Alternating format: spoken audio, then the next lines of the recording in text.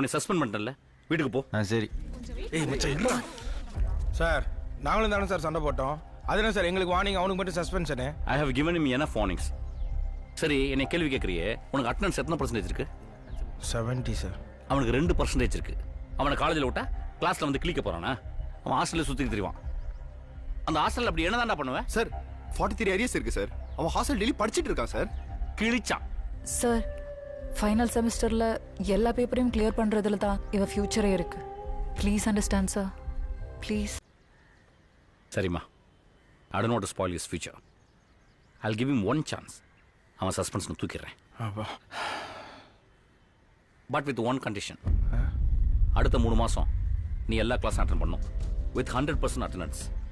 நீ ஒரு கிளாஸை கட் பண்ணா கூட உன் ஹால் டிக்கெட்டை கட் பண்ணிடுவேன். இதுக்கு நீ ஓகேனா?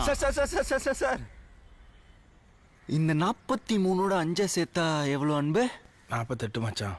போ, இந்த இன்ஜினியரிங் ஹிஸ்ட்ரியிலே 48 பேப்பர் அரியர் வச்சவன் எவனுமே இல்லைல்ல. சரி, ஆளா நானே இருந்துட்டு போறேன். நீங்க சொல்ற கண்டிஷனுக்கெல்லாம் ஒத்துக்கிட்டு படிச்சு இந்த வீணா போன டிகிரியை வச்சு நான் ஒன்றும் பண்ண போறதில்ல.